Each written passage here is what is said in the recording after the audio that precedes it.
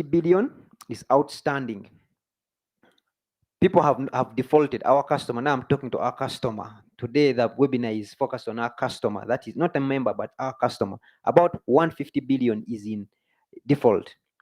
We have about 157 cases in court with our customers because they have deducted and they have not remitted.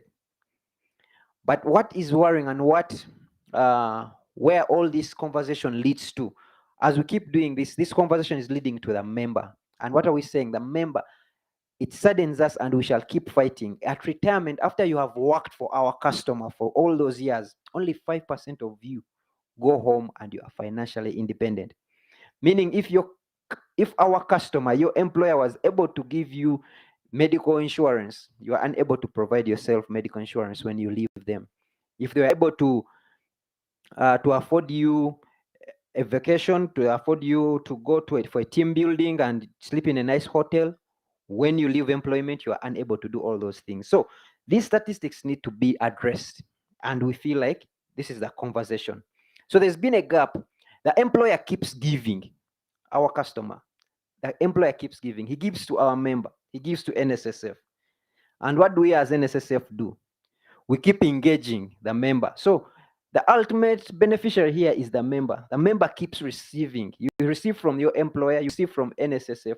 All our programs have been focused on you, the member. We do CSR for the member. We are doing financial literacy, personal financial literacy for you, the member. Interest comes to you, the member. So many things come to you, the member. 20% to the member. Everything is coming to the member. There is who is looking at the employer, our customer, the person who keeps giving us money. He keeps giving you money, keeps giving NSSF money, and we need to fix that. So NSSF is coming up with a business mentorship program where businesses can mentor businesses, where businesses can talk to businesses, where businesses can grow other businesses. We want to provide a platform where we can create synergies, where we can enable mutual benefit programs. You have heard of a good, you've heard of Stanbic doing something good. How can you replicate it? Let's get Stanbic here. If you have heard Fairway being one of the nicest hotels, how they have revolutionized their service, how can they share their story? So the mentorship program is going to get us to get those stories to you. How can you interface with the people who have done what you think you need to do in your business, and how have they done it? Can we as NSSF be an enabler to get that bridge between you and that person you want to be like? When I say that person, I'm talking about the businesses. Today we're talking about businesses. So our customer is the base in all this, and our customer, that is the business. We want to, everything forms around our customer. I know it is said it forms around our member. No, everything forms around our customer and then serves our member. So who are they beyond contributions? As NSSF, we don't want to look at our customer just for contributions. That one, 500 million. The numbers, that one gives us 20 million a month. That we want to go beyond that. What is it that they can do? What is it that we can do for them? And we are saying we may not do much, but we can provide a platform. So as NSSF, let's be an enabler. We are going to be an enabler for these services.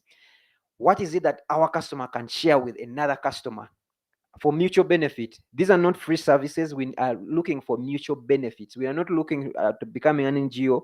We are looking at having conversations that impact on both sides. Our programs will include the mentorship programs. They will include topical engagements. This morning we are going to have an engagement. They will include market platforms, community platforms. They will include so many other things that are on the offering, and we'll be reaching you as customers to just participate in these. And all this is for the ultimate benefit of our member. When we have good relations with our customer, our member benefits. Our customer will not default on our members' contribution. So as NSSF, for us, it's a win and a win. But how do we start? Allow me to take you through how we start. As NSSF, we are here. We are providing the platform. But we are not the experts. Remember, Apollo is paid highly by you, the members, to do to talk. Actually, mine is to talk. But I'm not an expert at businesses. I do not have a $500 million shillings business in Uganda. No, I don't. So I will not be of value to you when you want to establish one of $1 billion shillings. But yet I'm the one who is highly paid to talk. So as NSSF, we shall do our part. Let's provide a platform. Then let's bring in the experts. I'm privileged and honored that we are making partnerships, and we have brought in the Entrepreneurship Organization as one of the one of the partners to do this. So when you talk about the Entrepreneurship Organization,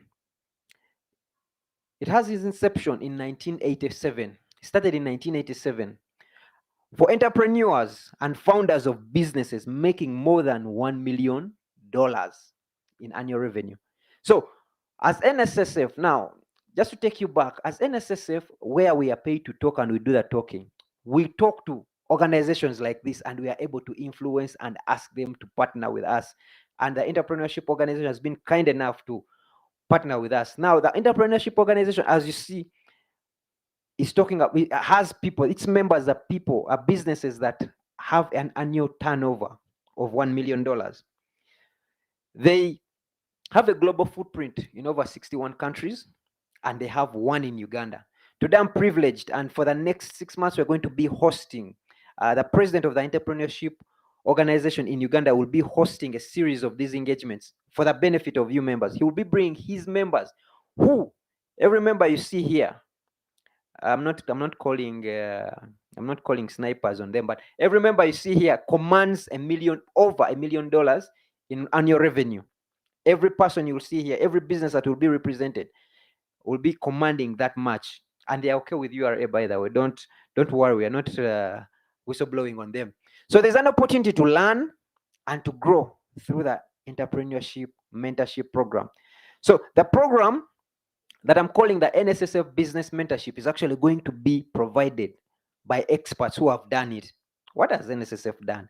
These guys have done it. So let them share their story. Let them share their story. Let them share their businesses. And for the mutual benefit of everyone. So I've done a lot of talking, and let's see who we have with us here.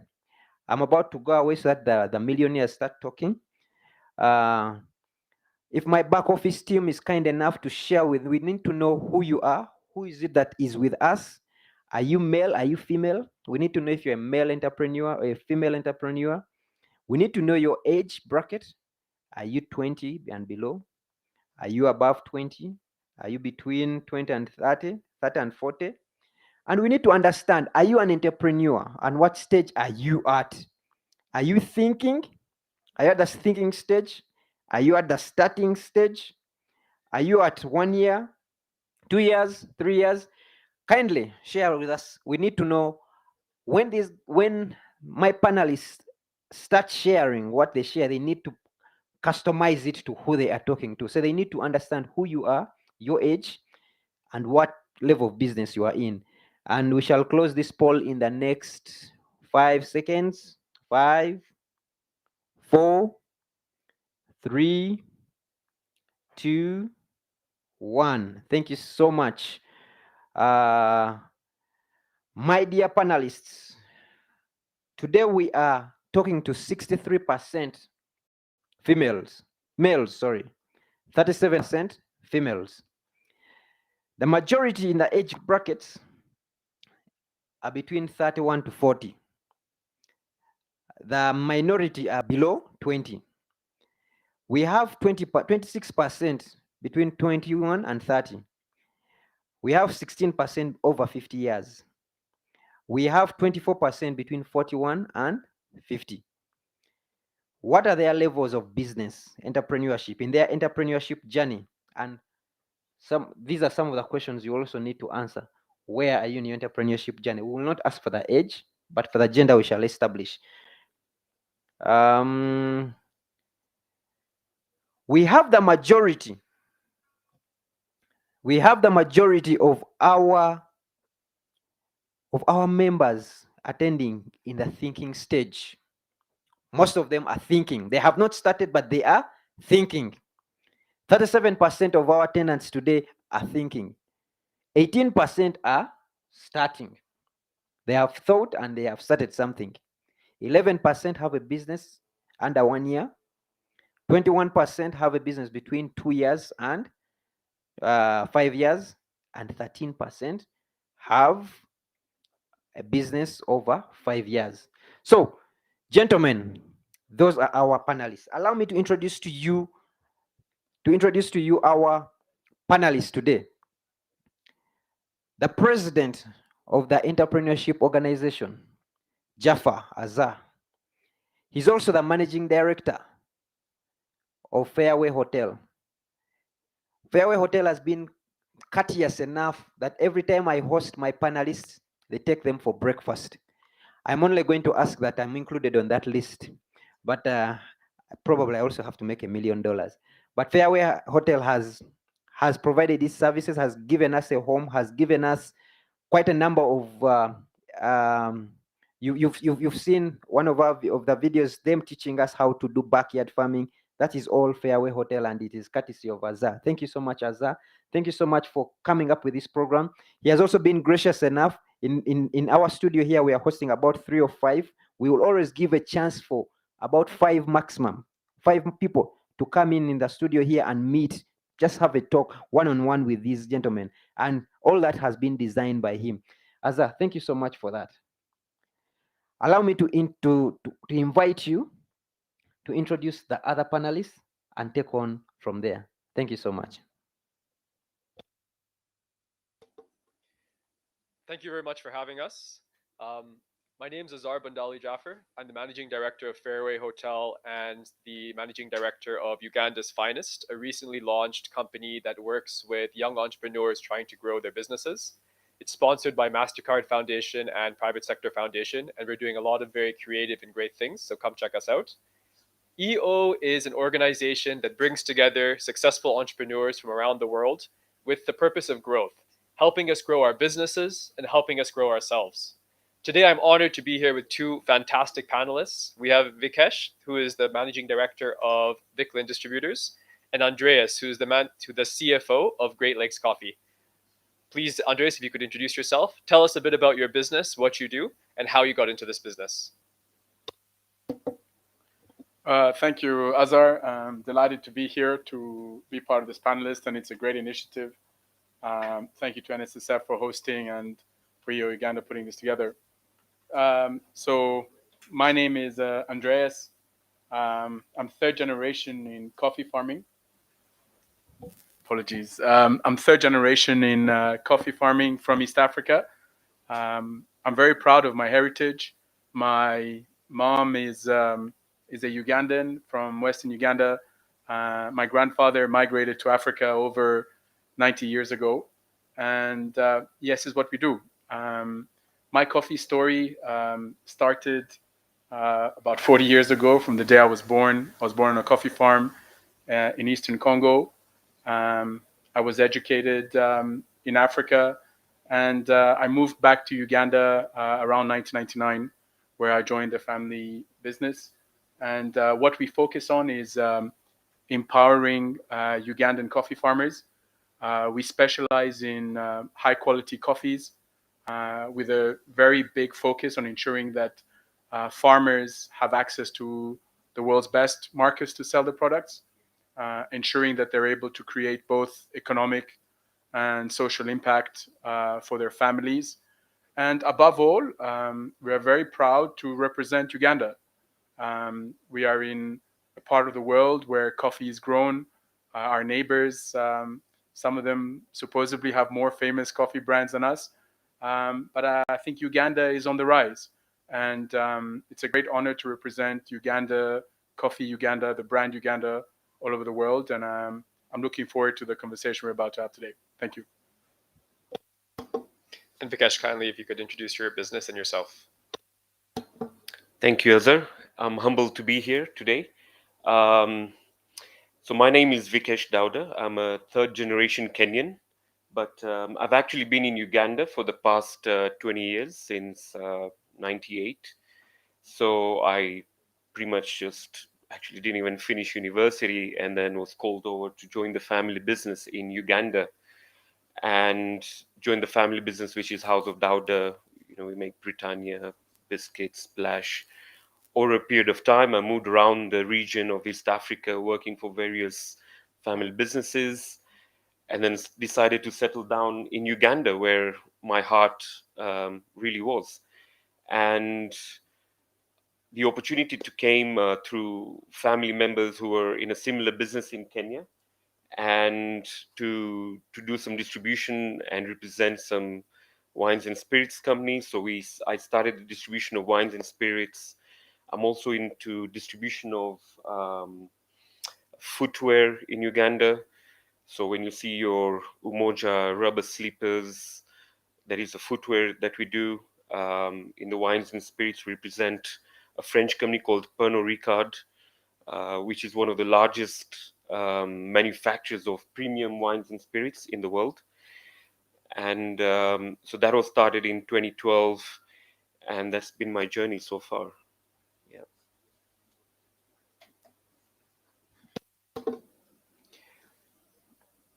We as entrepreneurs are sometimes defined by our business. So people don't know me as Azar, they know me as Fairway Hotel. So when we talk about the why as an entrepreneur, it's not just our why as a business owner, it's our business's why. There are various driving forces behind every entrepreneur that keeps us motivated, and we're going to tell our stories and discuss more on those topics. But I'd like to start by discussing what is the problem that our business is solving. Maybe we can start with you, Vigesh. Thank you, Azar. What I realized in Uganda was that, well, there are all these manufacturers of wines and spirits which needs representation, which needs representation in Uganda, and that's a problem, right? So Vickland, what Vickland does is solves a problem of importation of the products, distribution, and marketing of these brands, and make them market leaders in their categories. So that's how I see. That's the problem that I see that we're solving as Vickland with the company. Thank you. And how about yourself, Andres? Sure. So I think there's a bit of background story to this. My family has always just traded coffee, buy and sell, buy and sell. And this is traditionally how our business has been run. Maybe it's because of my age, maybe it's because of my influences of having traveled all over the world. When I came back to Uganda, I realized very fast that while everybody in the world is drinking coffee, farmers don't necessarily have a voice, or they don't have a platform where they can actually tell their coffee story and be able to maximize their incomes. So when I joined the business, that became my focus. It was, okay, we know Uganda can produce great coffees. We know that most of us have somehow grown in agriculture. Our parents have always had a plot of land, whether to feed us or to make money. So my big focus was, how do I remove people in the supply chain who are not adding value to farmers? So how do I go straight down to the source? How do I engage with farmers? How do I understand what are the problems they're facing? Is it prices? Is it production? Is it quality? And try and solve those problems. And while we solve the problems, we don't just leave them. And I think that's the key here. So it's one thing to solve the problem and give them the tools, but then we also are an enabler to then market the product overseas, right? So that's how I see our business model is just all about how to create economic and social impact for farmers, give them a voice, how they can maximize and put Uganda on the world map for coffee. Thank you. So I think that's our first tip for those of you watching at home is you need to be solving a problem as your business. So whether you're a hardware shop or a chapati stand, what is the problem you're solving? Without a problem, you won't have a customer. Secondly, we'd like to talk about our mission and vision as a business. The backbone behind any business is understanding what you do well and focusing on it and making it your mission. So when I look at Fairway Hotel, for example, It's our mission as a hotel to exceed your expectation as a guest. When you come into a hotel, you want to have a meal. We understand that you're here to eat, but to exceed your expectation is more than just giving you food. And that is what we focus on as a property. Vikesh, what is your mission as a business? How did you develop it, and how do you get your whole company behind that mission? Good question, Azhar. So the mission for Vikland is to be masters, to be the champions in distribution of wines and spirits, with a focus on customer service and building strong and transparent partnerships with suppliers. Now, when I think about that mission, how we first came out with this was we actually had a strategy retreat with all of our staff, and we said, what do we stand for? What do we believe in? You know, and so the mission was not developed by me sitting in the office, but it was actually developed with the by through inclusion of the whole team in the company. Um, how I see mission is, well, I'm a keen mountaineer, so climb a lot of mountains, and the way I see the vision is the summit. That's where I want to go, and that helps you with the direction. It helps you with alignment of where you want to go every day. But what I do for the company is not necessarily just focus on the goals or the vision. What I focus on is the mission. Mission to me is what needs to be done consistently, with discipline every single day. And how we communicate it is when you walk into our offices, it's displayed into the wall, it's printed. We What I do is I take certain aspects of it and personally communicate it to the team on regular basis. What is it that we're doing? What is the reason we come to the office? You know, and that's the mission. What is our mission for the day? So that's how I go around that. Thanks, Azhar. You know, when you look at your mission, it's what you do well. When you look at your vision, it's where you want to go. So I often give this analogy to my staff when we're doing trainings. You know, when you go into a taxi park, you don't just point at any matatu, jump on board, and just go. You have no idea where you're going to end up. You have to have an idea of what you want to do, where you want to go, what is the journey, and how do you get there. So without a vision, your company will just keep spinning wheels. So that vision is a very, very important part of your strategy. At Great Lakes, what's your mission? How did you develop it? And what's your vision for your company? Yeah, so I think for me, when I started the business and was thinking about this, I didn't really have one. I think if you ask any entrepreneur when they start, it's really about, I just want to survive. Is this going to even happen? But it became very apparent that as a leader of the organization, I did really have to think about the mission statement. And it became very clear to us that our mission is really how to create this economic and social impact to Ugandan coffee farmers. You know, that became the pure idea of what we wanted to achieve, because we realized we're not producing a product, we're not just manufacturing something. We are relying on 22,000 farmers to provide us and to sell us their products and the coffee to be able to market it. So that became our mission. And that was something that, you know, we as a management and as a family, we set. But I do agree here with what Vic shared as a story. I think the vision is something that you have to learn very fast how to bring your other team members into it. I think it's very challenging just to come up one day and say, guys, this is our mission, this is the vision, and this is how we're going to strategize to get it. And I think the problem with that is then you are just seen as the guy at the top who sets the rules, and that's how you go. And that is very challenging if you want to be a successful business and if you want to have longevity, right? So for us, the vision then became all about, okay, what do we do as an organization to service those customers? And that is something that has developed over time. My team have a great input into how it goes. And it's also a reality that it changes, right? Um, Suddenly, pre-COVID, your vision is X, right? You're now trading into COVID. There are lockdowns. You can't move your product here and there.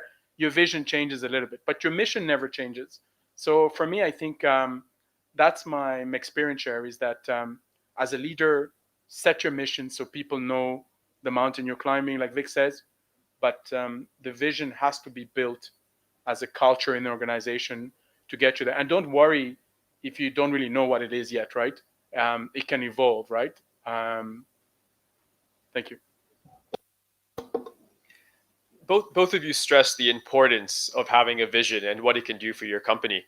Can you give us some more advice of how do you get your team members on board and not convince them, but make them also feel a part and believe in that mission and vision? So every day when they come to work, they know what they're doing and what they're working towards. Vikesh, you could.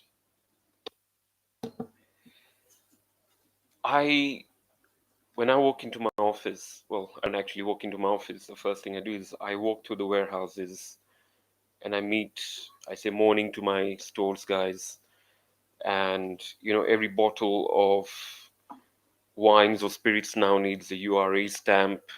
To the guys who are loading, the guys who are delivering the product to the customer, I spend pretty much like 1 hour of the first hour of my day at work just in the stores. I just don't walk up to the office.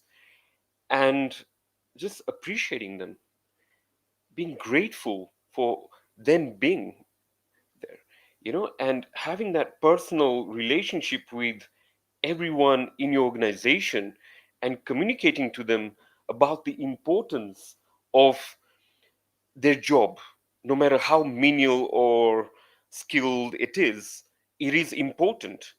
And I try and help them to make them inclusive on that. Without that, none of the other functions would exist. You can bring in orders from the customers, but if the delivery is not done in the time, or the right products are not loaded in time, or the products are not stamped in time. So all these things are so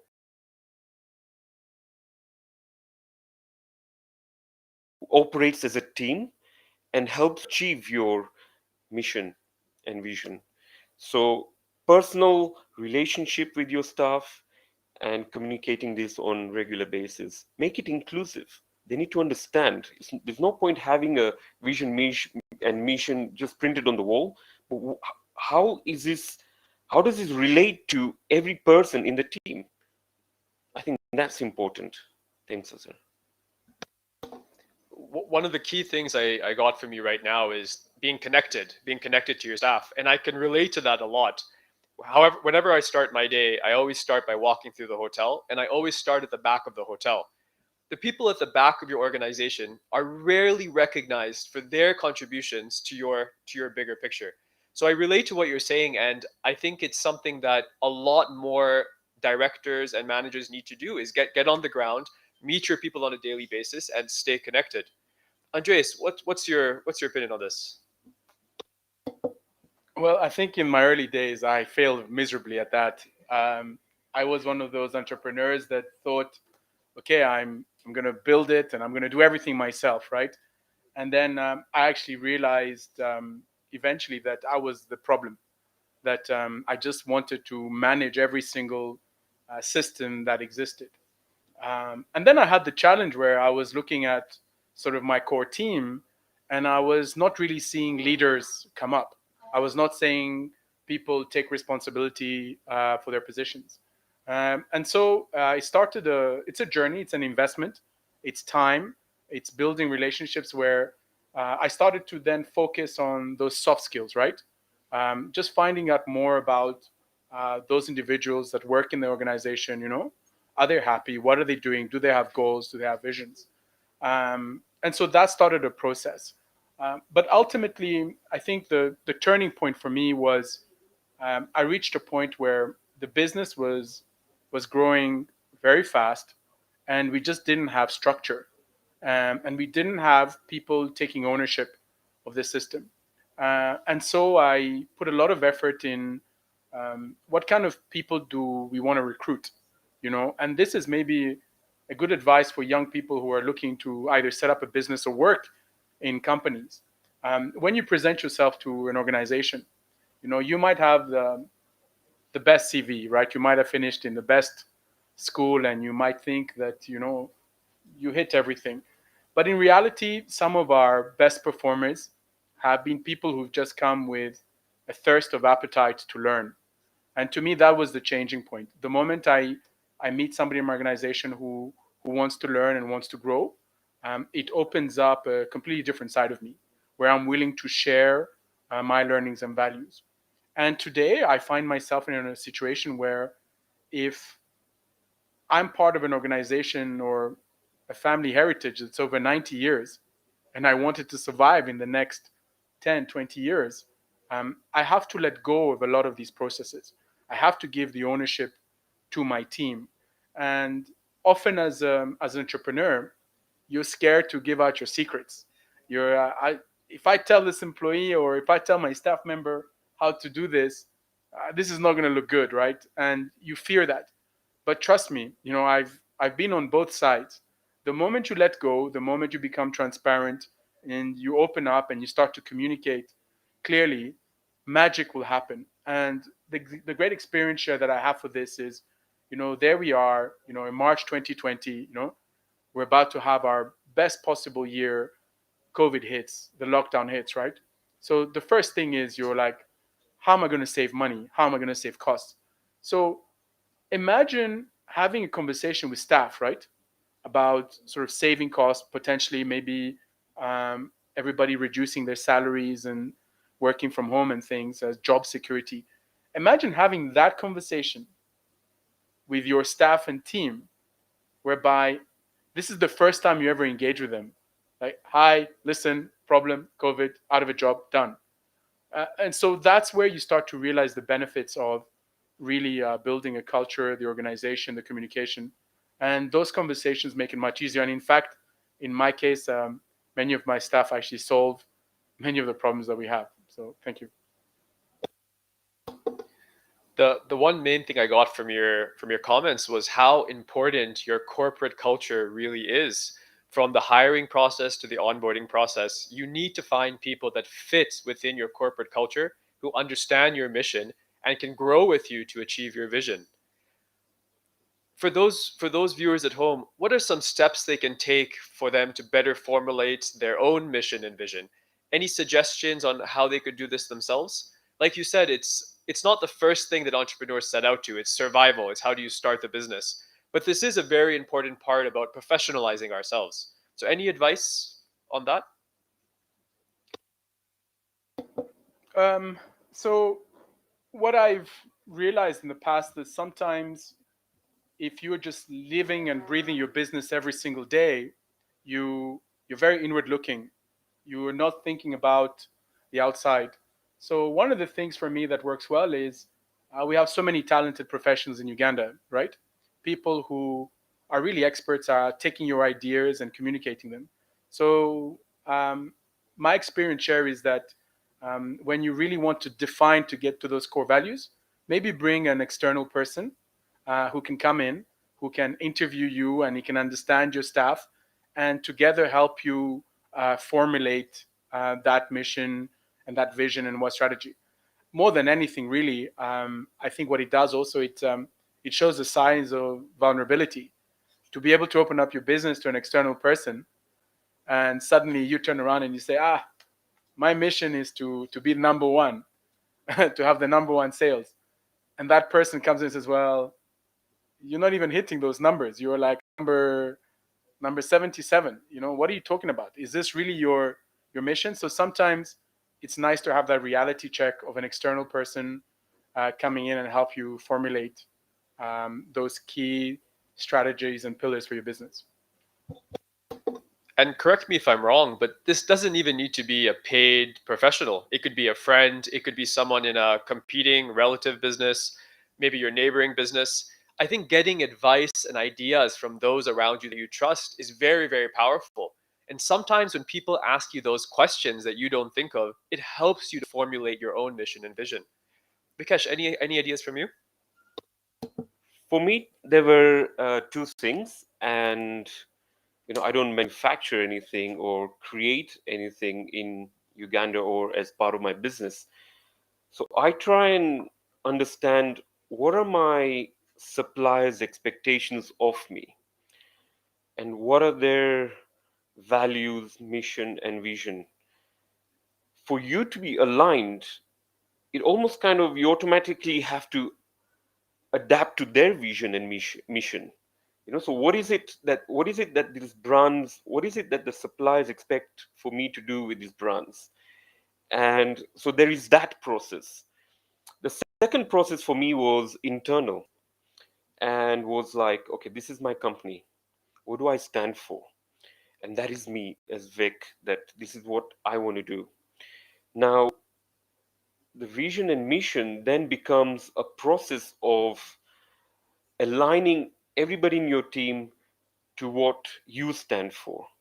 And once you figure out what you stand for, and that becomes your mission and vision. Thanks. So that brings us to tip number 2, which is make sure you formulate your mission, make sure you write it down, make sure you get your staff to understand it. I had done this one exercise a few years ago.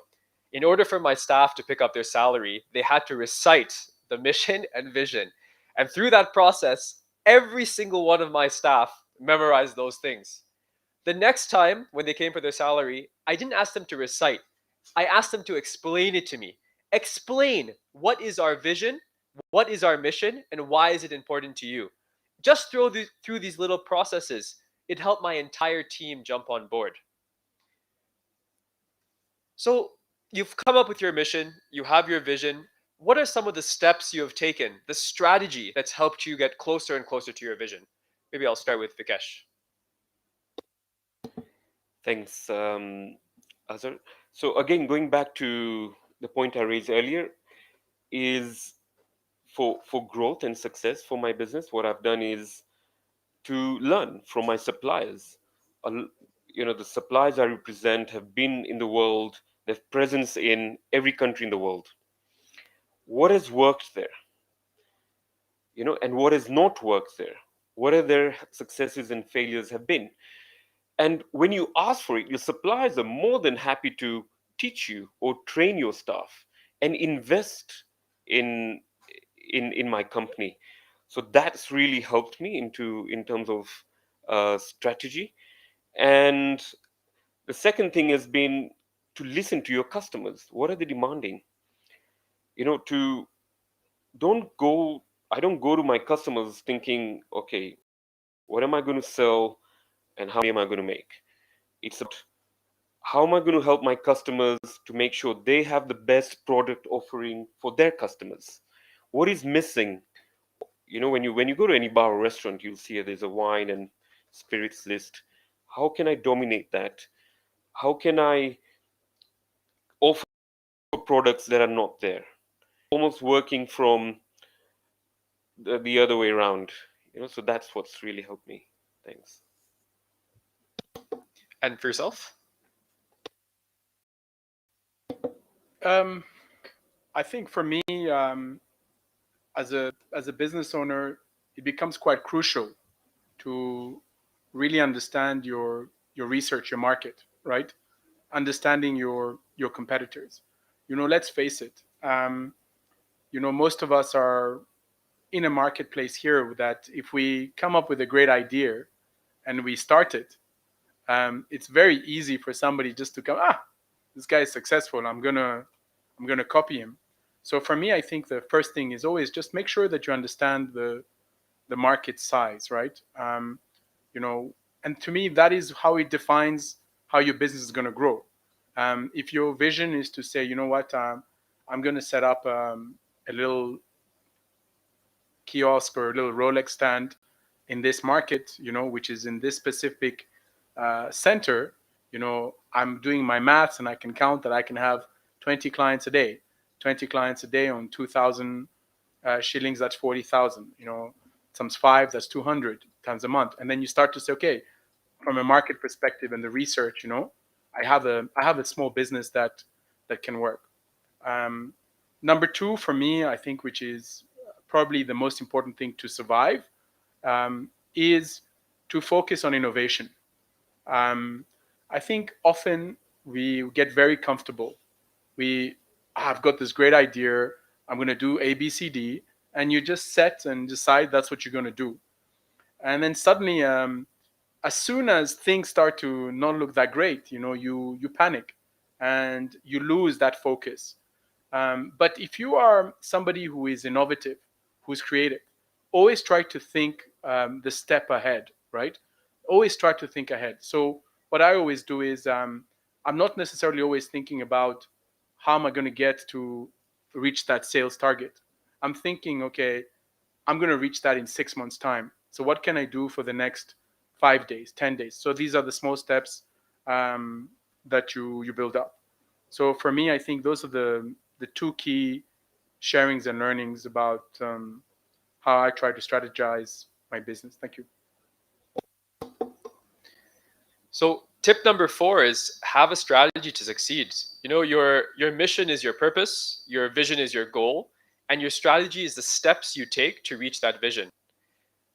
Some of the summary of what we've said here is research, ask for advice, always be thinking, have a financial strategy and good cash management in place. Separate business cash from personal cash. There's a tendency for entrepreneurs to just pick up money from different boxes, but you need to separate those things. Your business cash is for you to grow and succeed. Your personal cash is what you use for your own personal expenses. Imitate things. If you see something that's successful outside of Uganda, try it here. If you see something working in our neighboring countries, also try it here. Now, apart from the backbone of our business, there's something inside of us as entrepreneurs that drive us to succeed. And one thing I've noticed is the passion that both of you have for your businesses. We've had multiple lunches and dinners together, and the reason I chose both of you for this topic was how passionately you speak of your business. Tell me about why you love your business and what is that passion that leads you to succeed? I'll start with Andy. Sure, thank you. I think first I look at myself as a person, and I love to entertain. I'm a very social person. I love to communicate. So my first thing really that motivates me is how can I be of service, right? And that's a great mindset to have, because sometimes when you go into a business environment, it's not just about you selling a product to your client, right? It's not just you're sitting there and you're like, how much is this? This is X, pay, you go. Think of the other soft things like, hi, good morning. How are you? How's your day? Those little soft things about just going beyond a little bit, those are the things that, for me, are almost priceless. Because when a client has to choose between coming to your business and going to another business, those little soft skills, about how your service was, it's going to go a long way, right? How often do we hear about, just in our daily lives, right? Like I have my favorite boda boda guy. I have my favorite this. But why? It's because of the service. It's the way you interact with them. The second thing for me is the people, right? So I think you have to be realistic, and we also have to be honest to ourselves, right? Being an entrepreneur means that you can just be a one-man team. There is absolutely nothing wrong with that, that is something that's where at the level you started, that's where you go. But if you really want to define yourself as an entrepreneur who built a great organization, you really have to focus on people. All of us here, in many ways, we just keep on going around the same topic, right? We talk about people. And for me, that's where I'm currently focusing a lot of my energy on. Because I think if I can build a passion in my people, in my team, and I can build a great level of service, I think it will buy me loyalty, and it will buy me something that is priceless. And that is that when somebody has to choose between where they're going to sell their coffee, I'd like to think that they would think, okay, I'm going to go to Great Lakes Coffee because of not just the price or the quality of these services. So, yeah. I can relate very much when you talk about people. The passion of your business is your people. At Fairway, we always train that customer service starts from the guards at the gate. You know, it's the first impression that a guest gets when they enter to the reception, to the room, to the conference, or whatever it is. Every person they connect with is a touch point between that customer and your brand. So ensuring that everyone in your business shares that passion is a very powerful and important thing to growing your business. Vikesh, what is your passion? Why do you love your business? Good question, Azhar. So I believe it's a little bit similar to what Andreas just shared. And, not so long ago, we had a company retreat, and one of the facilitators asked my team, what has been the impact on their lives for working for my company? And I'd never asked any of my staff this question or heard any of the answers before. So, people shared that they'd been able to educate their kids and take them through schooling and university. Some staff shared that, they were able to buy farmland. One guy said, he was able to propose and get married to his longtime girlfriend. And I was touched, I had tears in my eyes when you listen to some of these stories. And I thought, wow, like, if I for me, it's almost like the success of, if I can measure the success of my company by the impact that it has on my staff, then that's what it is going to be. The other thing that I find passion is in creating experiences. Today when you go to a party at a bar, a restaurant, or a wedding, it's all kind of fueled by alcohol, and yeah, okay, I'm not promoting alcohol, but drink responsibly and make sure you're above 18. But it's almost that feeling that you see that people are able to enjoy those moments and have these experiences um, with the product that you're offering them. So, and that kind of drives your passion, to create more of those experiences. I really enjoy that. It gives me great sense of fulfillment. Thanks, Azhar. So, in our industry, alcohol is a very large part of creating memories. And I believe that you're in the right country and in the right industry. People in Uganda like having fun. I mean, you go out on the weekends and you really see that people like to have a good time here. And creating those memories, it's a big part of our businesses. So I appreciate those words. You know, part about being an entrepreneur is not only enjoying the flexibility of the ups, but also the downs. The downs is what really tests your endurance as an entrepreneur and how you're able to get through those challenges. What keeps you guys fighting? What keeps you motivated to succeed even during the downtimes? Andreas. Okay, so I think reality check a little bit. I think when you set up a business or you decide to become an entrepreneur, I think you have to go in mentally ready and strong enough to realize that there will be challenges. I think, when I look at most people, okay, we always, when we decide to invest our money and to start a business, we don't have a bad idea. We sit on a piece of paper and we say, this is going to cost me 3,000. I'm going to sell it to 12. I'm going to make my money, right? But we often don't really prepare ourselves mentally for those challenges. And the reality is, where we live, the market size we are, there are things that happen that you just can't control, right? For example, you're a vendor who's selling products on the side of the street. Now, as soon as it rains, what happens? Like, everybody just leaves. So suddenly you've had 3 days of heavy rainfall and you have no way of making an income. So to me, I think what I'm really focusing on right now is challenges will always be there. it's now about my reaction, right? It's about my attitude. So one of the first things right now is when there is a challenge, I take a big deep breath and I just kind of pause and say, is this also affecting other people? And that to me is always like a good leveler. Like if I'm struggling, if I'm being affected by this, there's somebody else. So that kind of brings things a little bit into perspective. Second, I think is you then always, as a good leader, as a good business, you must always have a plan B, right? You must always have a contingency for those challenges. And the reason I say that is I think some of the most successful businesses that I know have really risen and have had great success because when things were really tough, they were the ones who were the most innovative. They were the ones who were the most prepared. They were the ones who took advantage of that challenge and turned it into an opportunity. So for me, I think that's good. The other thing that's very important is as an entrepreneur is, obviously having a business, it's 24 hours. You're just living and breathing. That's all you do. So I think it's good to try and find a balance. Try and find something else that you can escape to, right?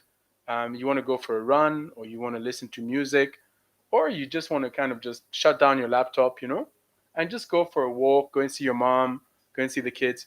And I think it's finding those balances because let's face it, um, you cannot be operating in the market that we are in today and not have challenges, potentially a daily challenge. But your reactions and how you prepare for those, I think, is what will really define your business, if it's going to be successful, and if it's going to have longevity. Thank you. Vikesh, what are some of the things that keep you determined to succeed? When you're faced with a challenge, what are the steps you take in order to overcome that challenge? So for me, the way I look at my journey as an entrepreneur, first of all, entrepreneurship is about taking risk. So in my business, I've found that pretty much like 4 out of 10 products that I try fail. I recently thought there would be a good idea to get into the pet food business. I failed miserably. Okay, I could afford to fail miserably because I know I kind of have my core business, but I believed in an idea, but I failed. So, but it could have worked. When I got into the wines and spirits business, I had no idea what I was getting into, but the opportunity existed, and I said yes, and I said I'll figure out how to do it. So, being an entrepreneur, embrace risk, embrace failure and successes, your highs and your lows. Sometimes it works, sometimes it doesn't work. But if you don't try it, you'll never know. So, and I've accepted one thing, that you're never in control of everything. Yesterday I was in a EO webinar where the keynote speaker said, risk is what you don't see. Risk is what is left over after you've thought of everything, right? So, this whole idea that you're in control of everything is an illusion. You never were, you never are, and you never will be. So if you're never in control, what do?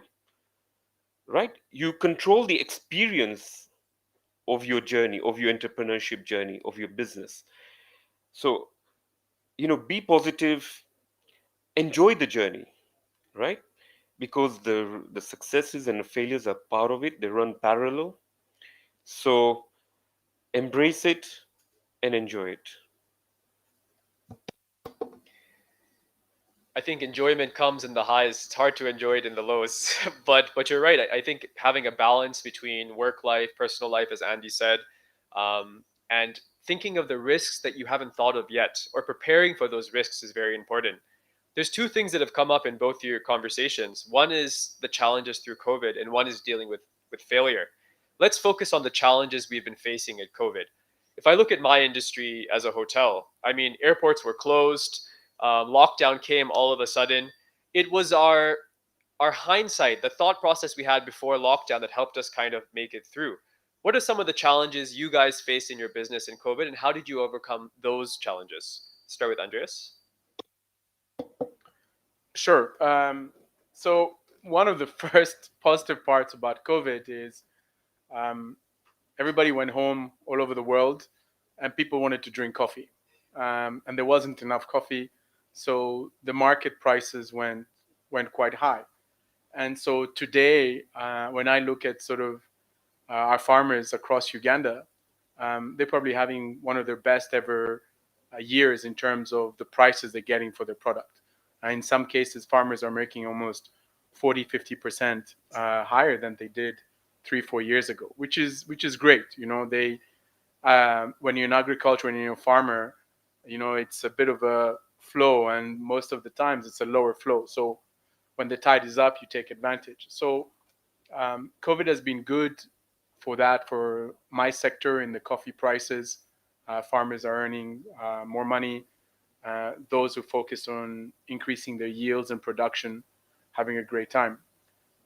Unfortunately, the biggest impact in my business, or the challenge of COVID, is Uganda is a landlocked country, and as we know, for us to export all our coffees, you know, we have to use trucks, containers, take them to a port in Kenya, and then they go all over the world.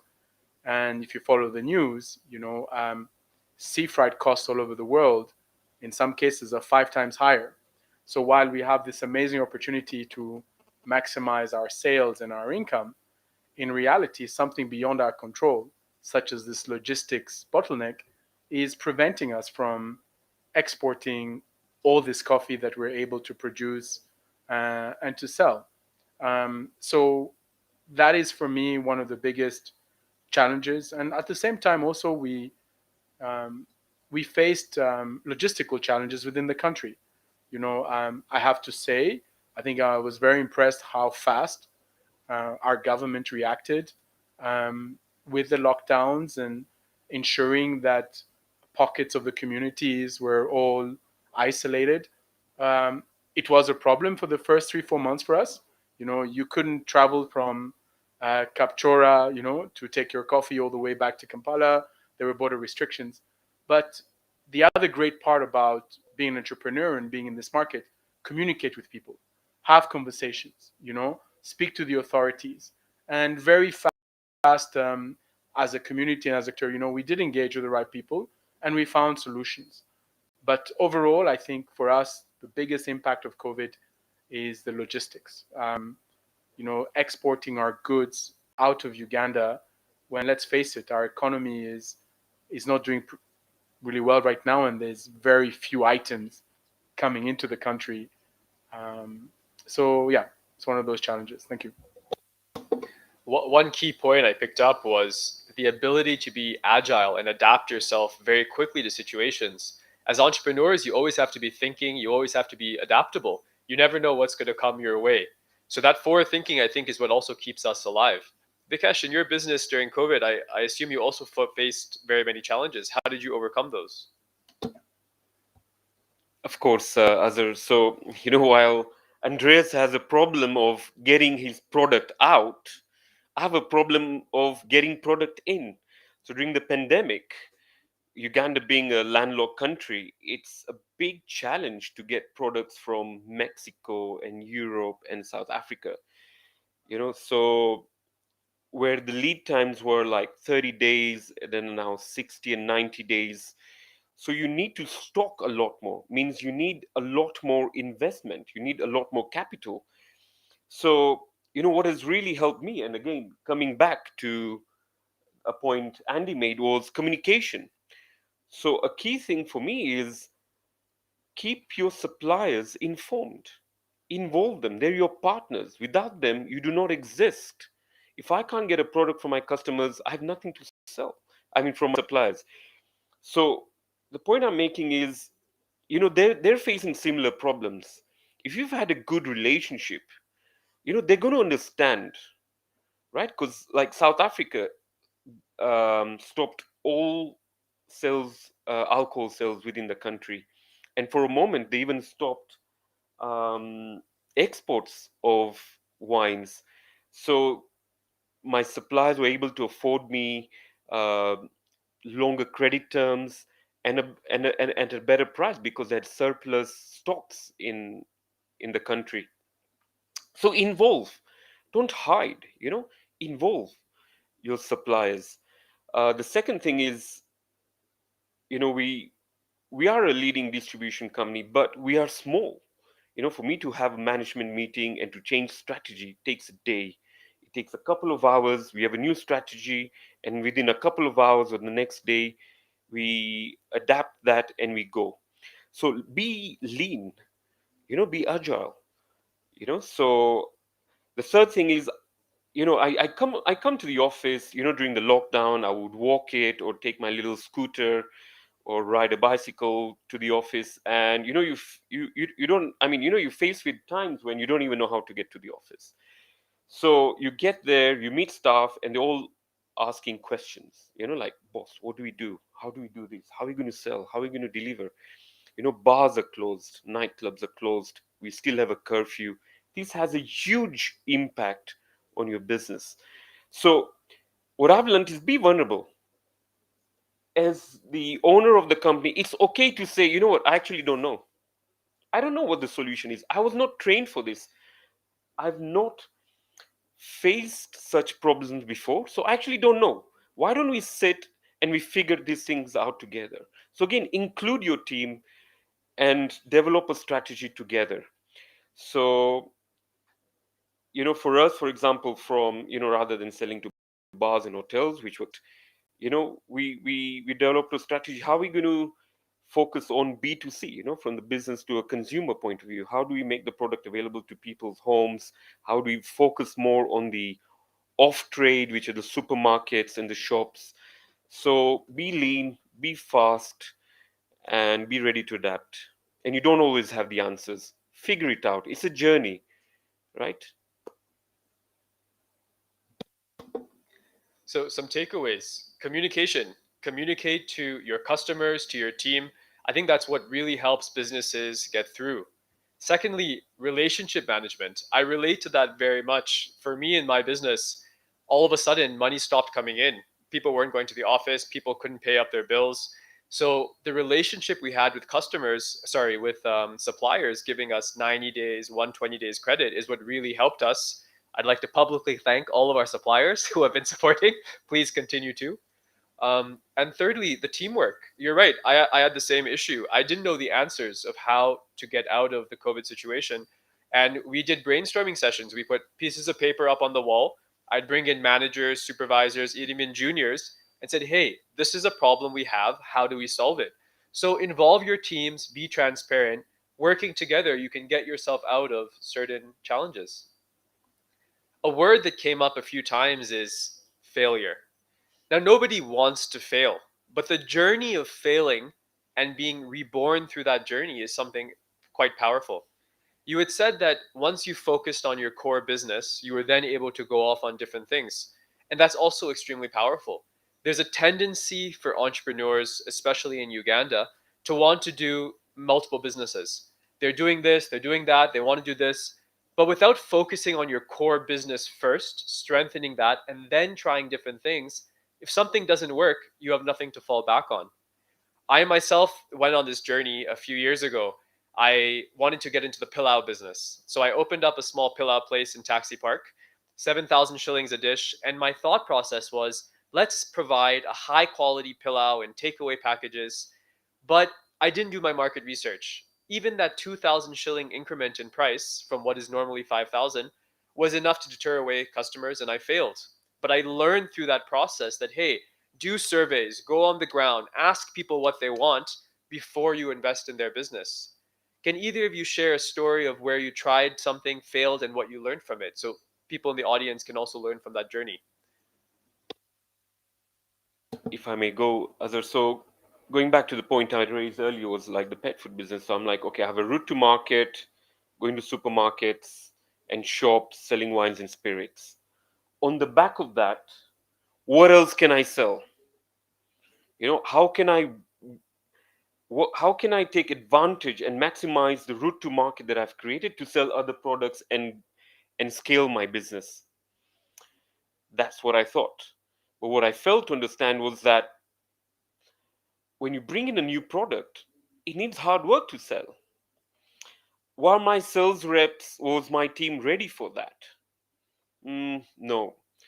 You know, was was it a brand that was known? Yes. Was it I sell wines and spirits, which, like spirits, as you know, doesn't really have an expiry date. It has a manufacturing date. But the food product that I brought, the pet food range, has an expiry date. And the moment the container landed, the time started clicking. The clock started clicking. So it was like sell, sell, sell, sell, sell. Oh my god, oh my god. And then other people have brought in the same product. So like, it failed because I thought like I had a successful business, a successful route to market, but there were so many things that I did not consider. So I got out of it and focused on my core business and said, you know what? Okay, fine. I'm going to stick to what I know. So focus on your core business, like you say, that's right. Yeah. And how about yourself? Any experiences of failure that we can share and learn from? Sure. I failed a lot. When maybe about 7, 8 years ago, when we were trying to define how we really want to work with farmers, how do we really impact their lives? At that time, the idea was you just go and you work with farmers in cooperatives, um, and we did that, and I realized very fast that while cooperatives or unions, was a great way to build community, it really lacked transparency. It was very difficult. It became very obvious that when we were paying X price to the cooperative or the union, the farmers were actually receiving less money. And you could see farmers tell us, they were telling us these stories, but we were just so stuck in our ways that we're, no, no, no, it's got to be through the cooperatives and so on. Eventually, after a couple of years, we realized we were losing so much money. The coffee quality was not great. We were not the volumes that we were being promised. So that failure actually prompted us to really think of a different strategy. And it also became a big turning place in my business when I realized that one of the big failures here was lack of transparency. So very fast, we decided to build a digital app, a digital traceability platform, whereby it would no longer be possible for you to cheat the farmer. And at first, I was like, this is crazy. I know nothing about technology. I know nothing about apps. What am I even going to do? I just know about coffee. But it was amazing because, again, it was an amazing opportunity in Uganda. I found a team of developers, self-taught coders, and we started this journey of how do we digitalize our supply chains, from identifying the farmer, giving them a unique system generate ID, to even going as far as using fingerprint technology to say, well, if you bought the coffee from John, how much did you pay him? I paid him so much. Please make sure John has his fingerprint to confirm. And that failure of those 3 years of not understanding the needs of farmers and just focusing on what the status quo was doing, and the moment we changed that, and it created a unique product. And today, I can safely say that this digital platform is one of the most unique products that I have. It's a unique selling point. It distinguishes me from my competitors. And I'm very proud of that because there's no way that would have happened without those 3 years of failure, of not understanding what my market was really doing. So, yeah, I think failure is part of the journey, but I think it's how you react to it that can really take your business to the next level. And it also makes it more difficult for your competitors to compete, right? Because they will also fail at some point with the same mistakes that you've done, but you've already moved on. So that brings us to tip number 5. Let the passion and your why drive you through challenges. Tip number 6. don't fear failure. If you fail, learn from it. If others fail, ask them questions. Learn from their failures so you don't make the same mistakes in your own. Now, I'd like to talk about the life of an entrepreneur. I always believe that those in the corporate world have it a little bit different than those with an entrepreneurial mind. For myself, I can't enjoy going to a restaurant.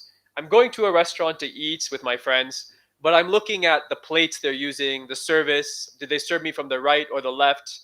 I walk into a hotel and I'm looking at their uniforms. How am I greeted? My wife always tells me, Azar, you need to switch off. You need to just enjoy your life, relax, have a steak, and enjoy. But as an entrepreneur, I find that your mind is always clicking, it's always moving. What's it like for you? How has your entrepreneurial journey been? And how do you switch it off? I can totally relate to you as so, if I go to any bar or restaurant, when I go out for dinners with friends and family, they're like, Vic, stop it. And they know what they're asking. And they won't even say what am I doing? But they're like, Vic, stop it. Vic, just can you focus on being present here? Because I'm physically present there, but mentally my awareness is what's everyone drinking? What's the waiter pouring? What's behind the bar? What's the display looking like? What's on the menu? What price are they selling? So as an entrepreneur, it's almost like you never switch off. And like you said, it's very, very hard to do that. It's a mindset. It's almost like you were born that way, and that's your life. You don't know any other way. I there is, we work from Monday to Sundays, Christmas now. Customers want orders, we're working from 8 in the morning till 7 in the evening. So there is no time, you've got to take that ownership, you get into it, so, and like Andy said, it's very, very hard to switch off. So it's a mindset, you got to put in the hard work, you got to have that discipline. But on the other hand, I think it's also so important to invest in yourself. Like I said earlier, you do not know the answers. To inspire the team, you pretty much need a certain skill set. You always have to kind of build new, develop new thoughts. So how do you do that? So, joining something like EO and the learning experiences that EO offers, going to international, traveling the world, see what people are consuming, get new ideas, visit trade fairs, so I pick up a lot of ideas by traveling and doing trainings, personal and professional trainings, where I can then suck it all in and then help my team, pass it on to my team. So investing in yourself, the oxygen that you need to survive, that's also important. So invest in yourself. You are important. You got to be a bit selfish. So don't ignore yourself. Organizations such as BNI and EO, they surround you with people like you with a similar mindset. When we talk about, ask for opinions, find people who fail, it's organizations such as EO where you can find those forums. For any of you at home that are interested in joining EO, just Google Entrepreneurs Organization Uganda, find out more about it, and if you're interested, please do apply. Andres, tell us a bit about your entrepreneurial journey and what are some takeaways that you've gained from being part of EO? Look, in the first place, just to share is I don't think being a business owner and entrepreneur is for everybody. I think you really have to be a very unique person. You have to have a mindset, a work ethic, and an attitude, not to be average. And I sometimes also appreciate people who are honest enough to say, no, no, no, no. Apollo was mentioning, he's not necessarily wants to get into a business, but he works for NSSF. This is what he does. So I think understanding your limitations and your boundaries, I think that's quite key. My EO journey, it's very simple. Being an entrepreneur is very lonely. You are in this bubble. You're almost like in your own little secretive world. And you almost are scared to share with other people, right? Your failures, your successes. You don't want people to know, why is this guy successful, not successful. So it became a very lonely place, and that was draining. So what I gained from EO was like the realization that there are actually lots of people just like me who are also in a lonely place and are looking for a platform where they can be vulnerable, right? And that takes me to my second point: is that, you know, EO is not all about just your business and how you grow your business and how you network.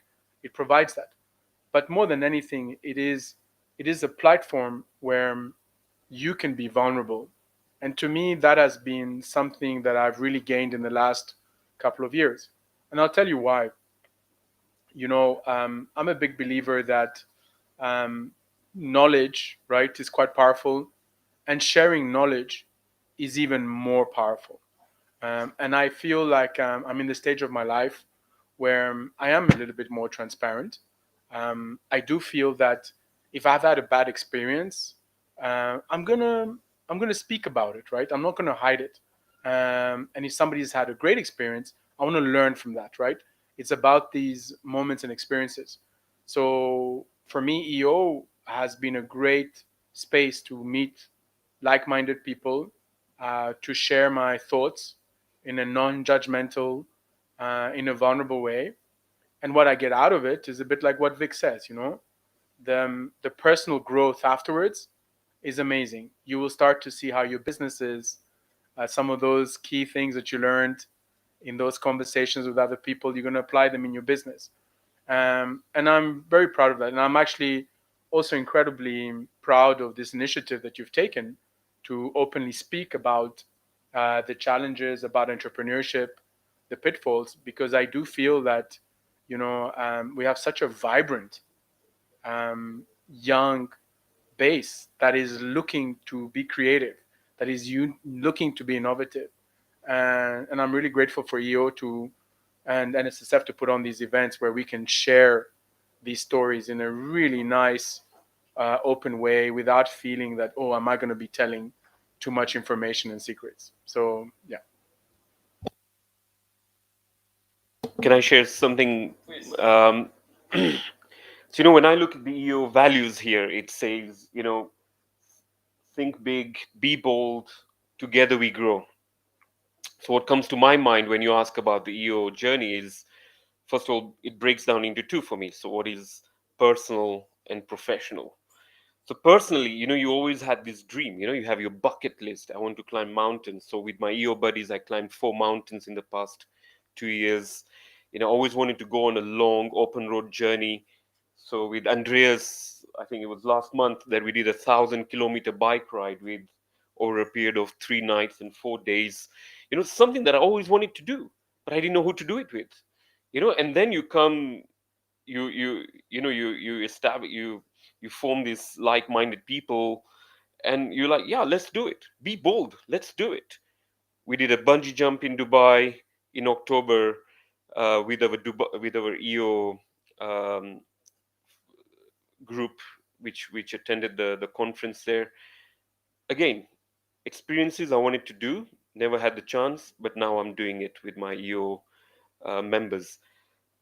Professionally, I've entered into collaborations and partnerships in relation to my business, which has really helped me to grow, whether it's from the supplier end or from the consumer end. And the biggest learning is, together we grow. That's the forum. That's what comes. The forum is where we meet our forum buddies once a month. And that peer to peer learning, through, as Andreas said, through confidentiality, trust, respect, and vulnerability, is amazing, because how better to learn from no better than somebody else who's experiencing the same problems. So that's been very powerful and transformational for me. So two large takeaways from this discussion is, one, surround yourself with people like you, people who are driven, people who want to grow, other entrepreneurs. And BNI, EO, these are some of those organizations that can give you that. On the other side, sharing knowledge. Knowledge is very, very powerful. Someone can take your house, they can take your car, but knowledge is that passport that remains with you for life. It will help you grow, it will help you get out of challenges. And sharing knowledge is a very noble thing. Even if you don't have an education, if you haven't gone to school, everything's online. Google things you don't know, ask people for questions you have. And that brings us to our final closing part of the session, which is the answers and questions from the audience. We have one of our viewers on YouTube who is asking yourself, how do you keep your employees passionate? How do you motivate your staff? Inclusion. That's the first thing. Make them part of the businesses. I almost have a mindset with my employees that, you don't work for this company. Don't come to the company because you're ticking a box and you have to come 9 to 5. Come because there is, the why as an entrepreneur. Why I help them to find why is there as an employee. I almost get them to think like an entrepreneur. This company is your company. There's a warehouse there full of stock. Go out and sell it, and they become part of the reward. I'm very quite I'm always quite happy to share the rewards with bonuses and commissions with my sales team. And I tell them that, what, I'm not here to motivate you, right? I'm What I need from them is to find their own discipline, right? You work for yourself. Go out and do what you're supposed to do. Do the right things, right? Take the right steps when you go and see the customer, build relationships, make sure the products are there, make sure the visibility is there. Do the right things over and over again. Get that discipline going, right? And make them part of the company. Share. Don't be selfish. Thank you. Andreas, there's a lot of conversation about coffee. There's a member of ours from the Western region. People in the Western region have not embraced the value of coffee, and they don't know that coffee is amongst the major cash crops in Uganda and its value. What is your take on this matter? And how can Great Lakes bring more awareness to people in the coffee industry and bring more farmers to work with yourself and your company? Well, whoever asked that question, I just want to declare that I think Western Uganda, the Rwenzori Mountains, produces some of the best coffees in Uganda. So, and actually, I think this is something that my sector needs to really embrace, right? For many, they just seem to think that when it comes to Arabica coffees, it's just grown in Mount Elgon, in Eastern Uganda. But there are amazing opportunities to grow coffees in other parts of Uganda. To ask specifically that question, Great Lakes is one of the largest investors in Western Uganda, in Kasese. So we're very active there. He just needs to go to Great Lakes website. You can get our information from there. But crucially, if he just goes through Kasese town and he asks for Great Lakes coffee, I think he'll have some help. But there's a key point here, and this is something that I feel is crucial to educating people on coffee. And I feel that for many people, they don't even drink coffee. Most people were like, oh, we just grew this product, right? And I think that's where the mind change needs to happen.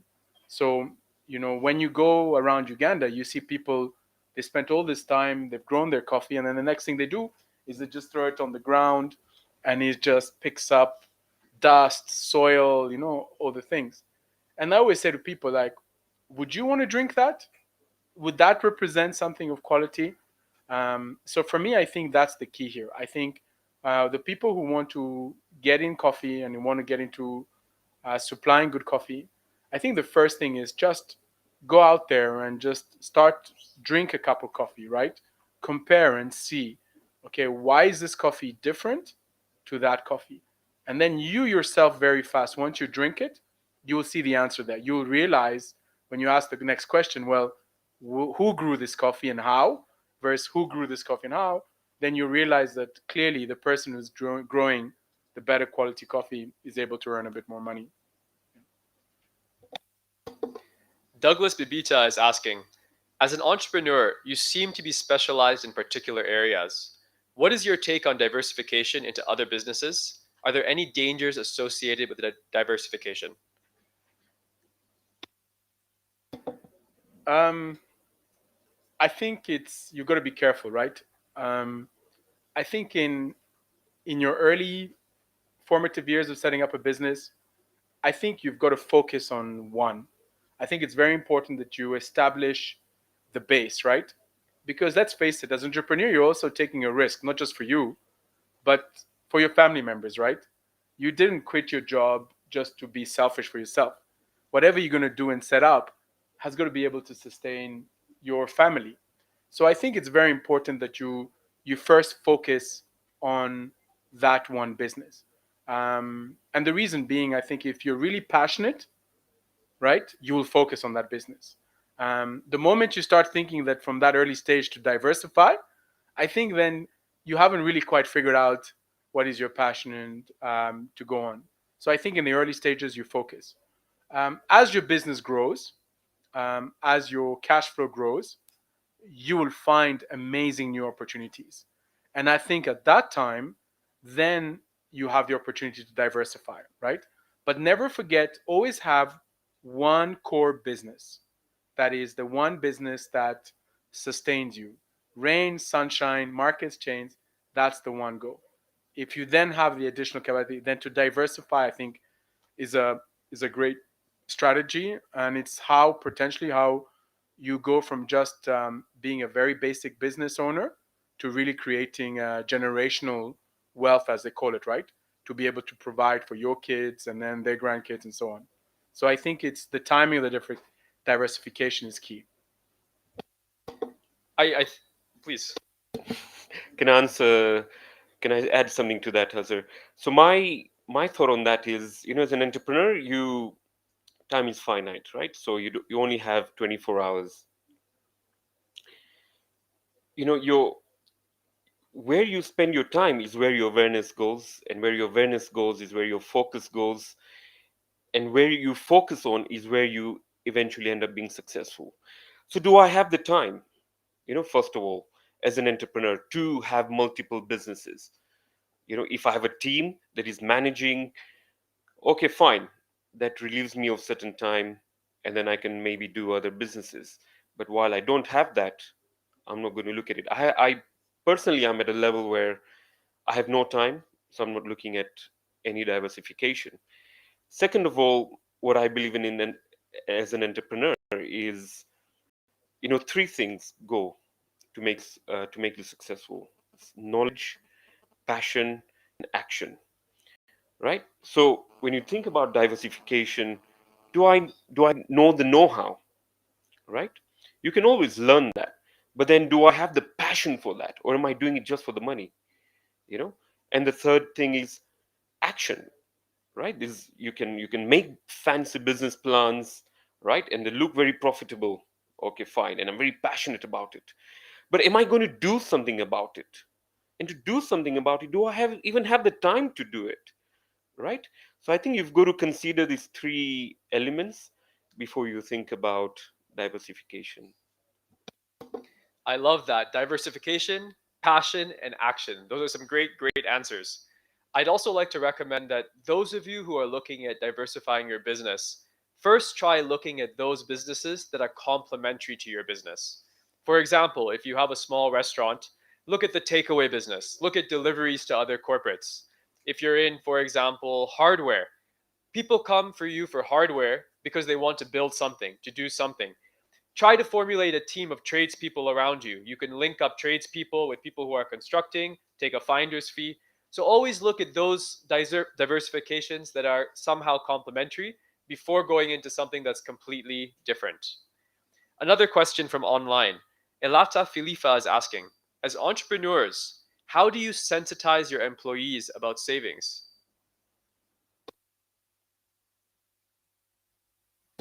NSSF. That's what they're for. Just as we walked in, and I was telling Azhar, I've got some good money here, and I think the midterm or whatever was agreed. I think, yeah, that would be a good one when I hit that bracket. But like NSSF, the IPO for the MTN, there are a couple of companies that offer savings through government securities. So, I certainly believe that, um, you know, my principle on saving is the law of compounding. Honestly, when we think about the world's richest man like Warren Buffett, he accumulated 60% of his wealth when he was like 60 years old, after he was 60 years old. Why? Because he had invested in shares, in equity, in stocks when he was like 15, when he was 20. And those stocks did not appreciate much in value until now, after like 40 years later, right? So you got to be patient and believe in the law of compounding, right? So we're lucky to be living in Uganda where the interest rates are pretty good on your savings. So make use of that. When you're looking at saving and investing, I always tell my staff that you're coming to work for me, and that's not the end. I don't want to see you working with me for 15, 20 years, leaving and then having nothing to go to. Always have a plan. Whether you're a cleaner in an office building, whether you're working in admin, have a plan of what you want to do when you receive your NSSF money. And every month, even if you can only save 5,000 shillings a month, put something away in your account in case of bad days, in case you see an opportunity. You will have that little egg of money there that you can then invest and grow. Those of you who are in jobs, I highly recommend you contribute to NSSF, but you also have a plan for what you want to do when you receive your NSSF money. Another question that's come in is, how do you attract the right talent to your organization? How do you retain them? And how do you groom them to grow your organization? Um, well, I think probably from my business side, we don't hire as many people perhaps as some of your businesses where you're in sales or the things. Um, the way that I'm approaching right now, recruitment is first and foremost is within my sector. I just always make it my priority to understand who's who in the industry, right? Build a good network, and I always find that the moment I have a good network around me, I can send a WhatsApp message and say I'm looking for X, and those personal recommendations for me are very valuable, right? So my first take is how I look at my network. I go into that and then I see um, how to retain staff. I think that's a big challenge, um, and I think it's both a challenge and it's an opportunity. And here's why. You see, when somebody joins an organization, right, it's very important to understand at what stage of their life are they at, right? Are they, and just be honest to your employees sometimes.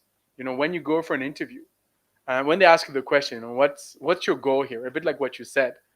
When somebody looks at me and says, this is for me, it's for life, I'm committed. I'm like, it's a red mark. Sometimes it's okay to have employees who are like, yep, I'm coming because I feel this is the best place for me to learn and to grow, and then I'm ready to move on, right? So that meets great levels of expectations. The other tool for me that I like to use is, you know, I always ask the question to people, and I say, okay, so you've applied for this job, how much would you like to earn? And they look at me as if I've asked them the most difficult question on earth. And I'm like, what do you mean how much? Well, whatever you pay me. And I'm like, really? Whatever I pay you? What is your motivation? This is your opportunity. Speak your mind, right? Say, what is it that you think you deserve to earn? And I look back at some of my experience. Some of my most successful employees is exactly that. I had a figure in mind, right? They came up, and I said, "How much would you like to earn?" And the figure they came up with was 3 times what I was thinking. But I was so impressed because then this individual went and said, well, the reason I want to earn these 3 times is because of this. And on a piece of paper, he wrote his expenses, his dreams, his savings, and the things. And I was so impressed that he had thought about this. And then in return, I went back to him. I said, sure, I will give you that number. But here's my condition, right? And I'm going to draw a box and I expect this from you. And in principle, that was the interview, right? And this person has gone on to be a great asset in my team, right? And he hit every single one of those things. So I think it's all about just making sure that when you are looking to go for a job, right, just be honest to people. And the third one, sorry, I have to say this, and I'm very passionate about this, is references. You see, we take it for granted. We just write a reference, my school teacher, and do this. Now, my question is, how many of the employees ever called those references? You know, check them out. If somebody is so impressive, like, why did they leave that other job? If why, what is the reason for coming back? So I think we have to be, as a business community, we really have to start using each other as a referencing point. So yeah, so that's my take. So the next time any of you are going for an interview with Andy, always ask for 5 times, because then you know you can negotiate your way down. But what you said makes a lot of sense. As an individual, you have to understand what is your value. And even if your employer is paying you slightly less right now, or when you're negotiating, say, look, I believe I can bring you this. If I bring you this, I'd like to at least be earning that. Help your employer find a way to increase your salary by seeing your value. It's a negotiation. I always tell my HR manager that our customers are not only the people that walk through the door to spend money. Our suppliers, our staff, you are also our customers. We also have to make sure you are happy, you are motivated, and you see growth in your career. Otherwise, you wouldn't give me your all. Is there anything? Sure, Azhar. So, I'm looking at the question in two ways. One is recruitment. So I have a principle. I almost hire nobody from my competitors. So some of my competitors, and when I've tried to work with their staff, they come with a very fixed mindset and a certain way of doing things. And my competitor may be big or small, but then how do they fit into my organization? So there becomes a bit of a misalignment there. So it's better to start from the scratch. Like, I've had employees working with me for like the past 15 years, and some since I started the distribution company, they've been there from the day one. So it's easier to align people to your values and your mission and vision when they come with an open kind of open mind. The second thing comes about retention. And I believe in a principle which I learned from a guy called Simon Sinek. He's very popular. He's an American guy on YouTube and stuff. And he said, treat your employees like your family. We as us as entrepreneurs, we talked about failures and successes. So why don't we allow our employees to fail? If we're allowed to fail as business owners, why can't our employees have failures as well? And the way Simon Sinek put it is like, if you have a son or a daughter, he goes to school, he fails, right? He came with 40% instead of 80%. He got a C grade instead of an A grade. What are you going to do? Are you going to kick him out of the house? Right? He's your son. Okay? So talk to him. Understand, okay, maybe he may not be good in maths, but he may be good in sports, in football. He may be a good swimmer. So how do you pick? Observe your employees. What are the strengths and weaknesses, right? If he keeps on failing at this, okay, fine, but what are his successes? Can you take those talents and build on that and use them in your company and get the best out of that guy? So be fair. Treat your employees as your family members. Allow them, be them for them. I think when it comes with our employees, they only want to know one thing: are you there for them? are you there for them? When something happens, are you there for them? And I think that's a motivation enough for employees to be retained. I like that a lot. It actually reminds me of something that happened to me last night. I was on site at around 10 p.m. and one of our cleaners came up to me and was just pointing at a beam and said, this beam could have been like this. And I'm like, you're a cleaner. How do you know about the beam? And he said, I have an engineering background. So I said, you studied engineering, yet you're a cleaner at Fairway. And he's like, yeah, there were no opportunities to me. And I was like, how do you like being a cleaner? And he's like, I don't love it, but I do it with passion. And I'd always seen this guy who puts a lot of work into his job. And that just shows you that sometimes we hire people not really knowing their true value. And as an employer, we have a moral responsibility to be there for our staff. If someone is not performing, you don't just fire them. You understand why they're not performing. What are their strengths? What are their weaknesses? Just like Vic said, you wouldn't kick out your son just for failing a grade.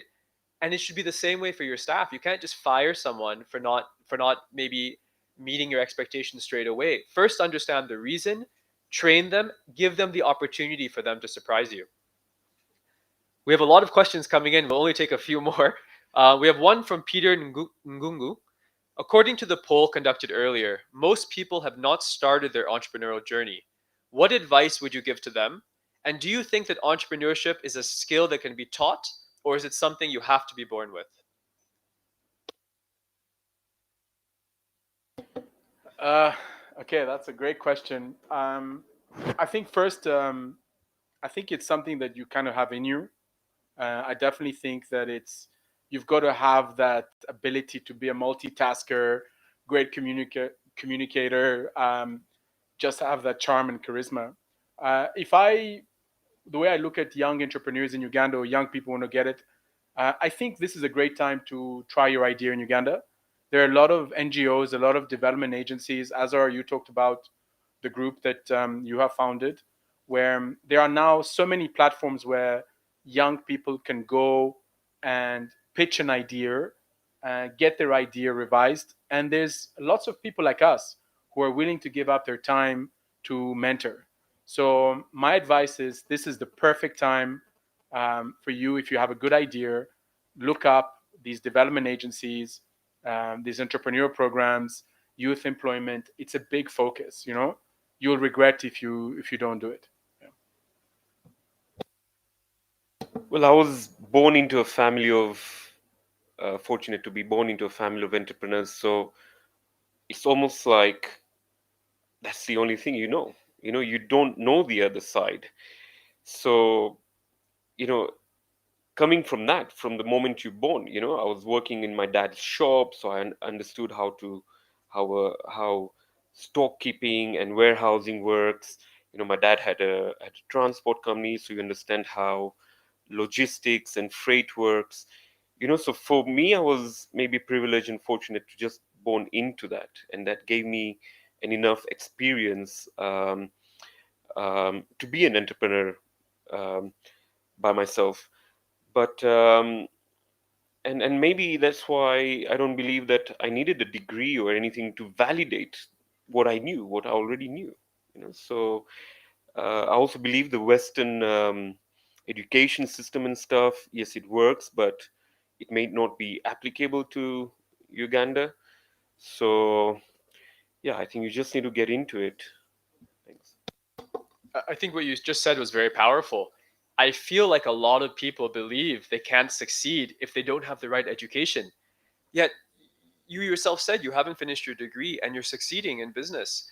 Education is all around you. It's up to you to access it, to ask for it, to Google it, and to absorb it if you're ready for it.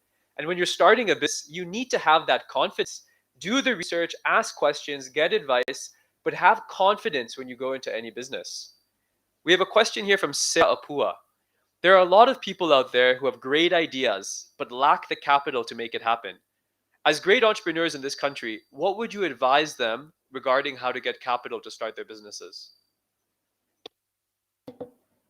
Oh, I really feel for that question because I do think there's a gap in this country.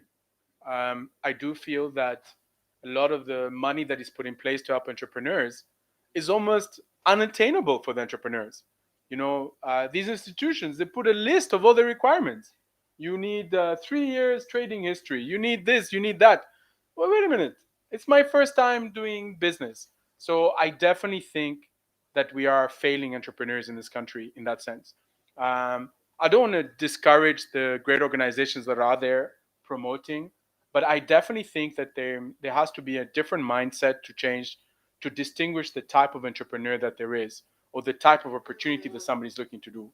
I think it's almost difficult for somebody to have all these credentials to get access to the money.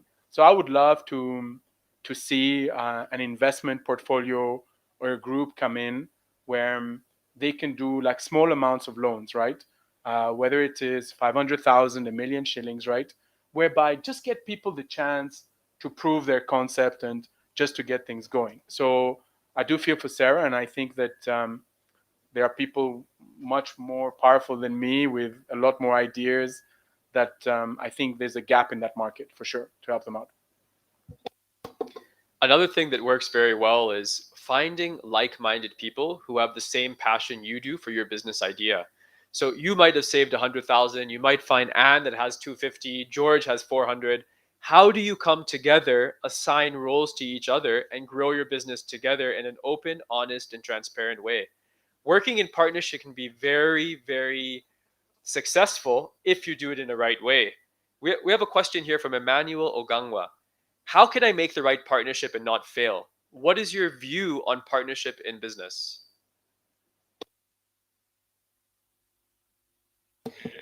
Very good question. I have not or never been in a partnership till about a year ago. And I think what comes is trust is very important. Lay the foundation first, have good, have a memorandum of understanding between you and your partner, and communication.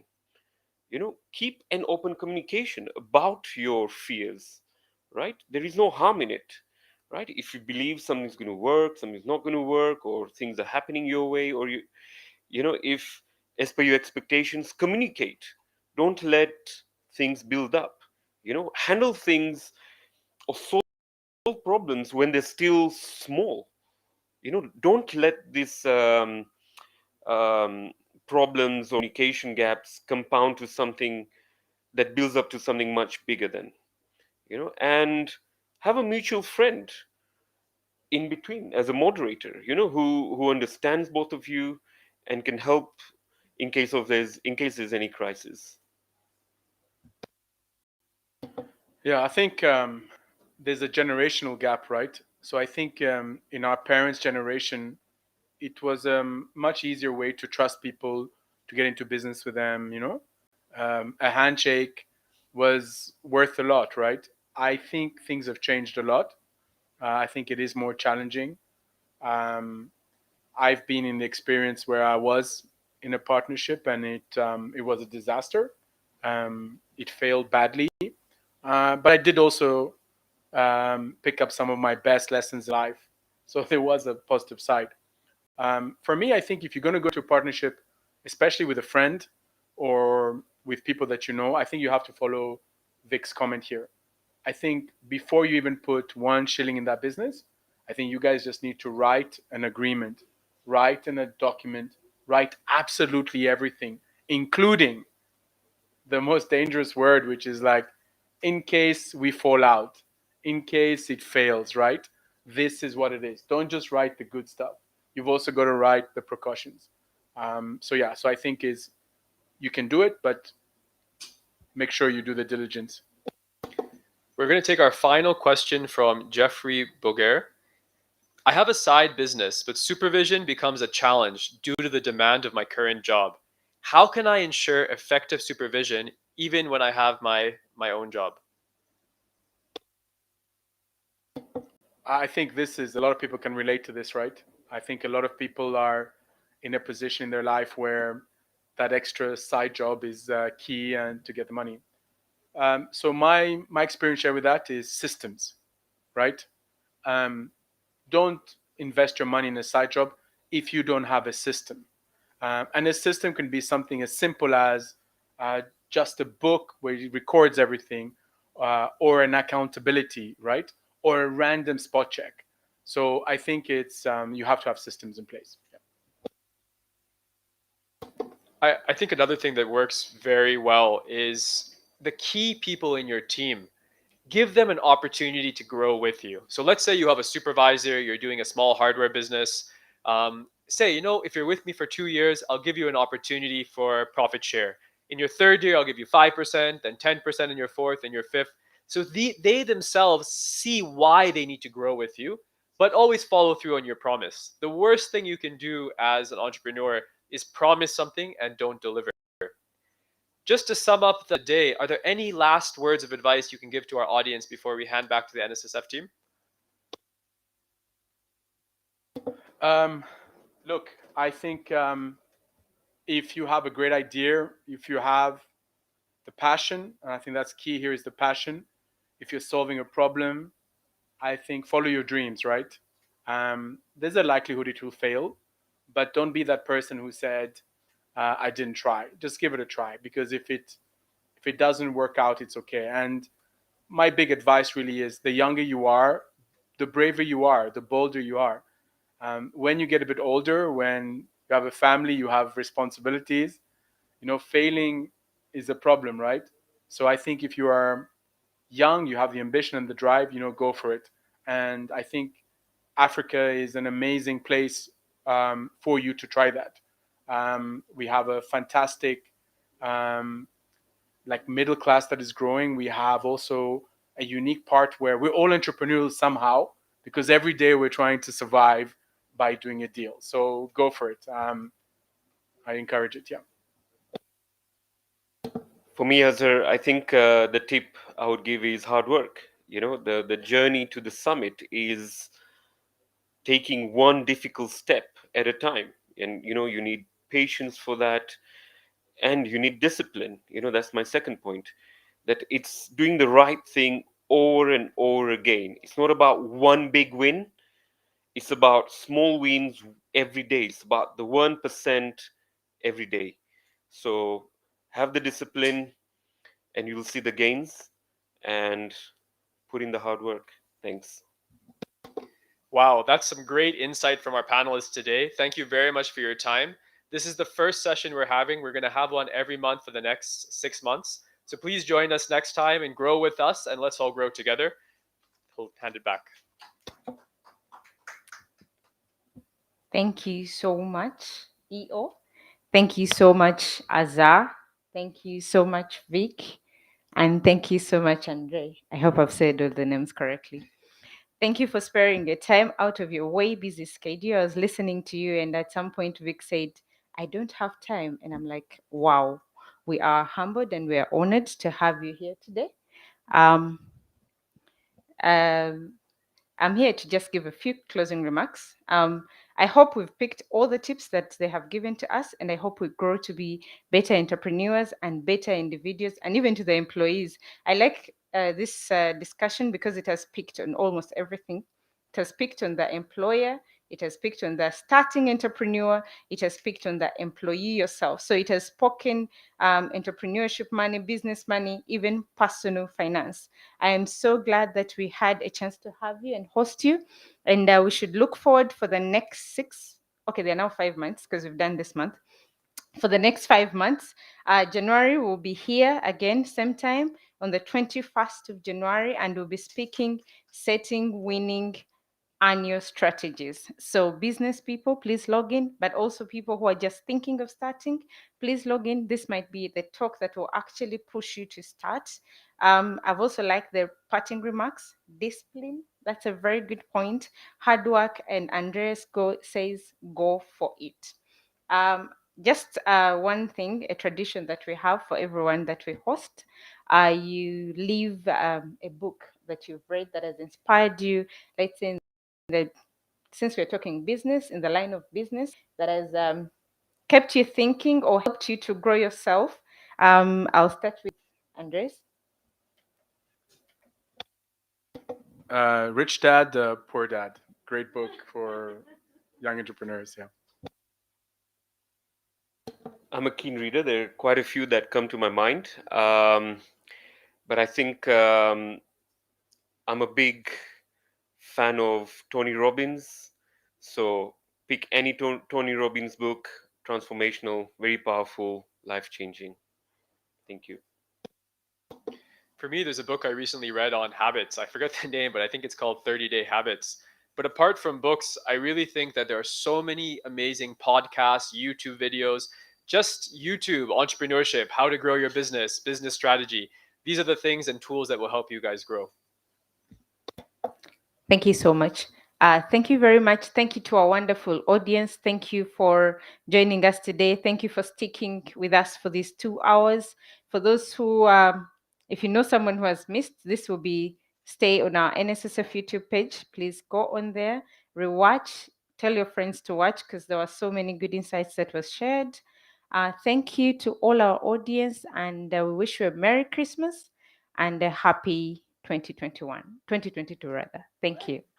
Bye.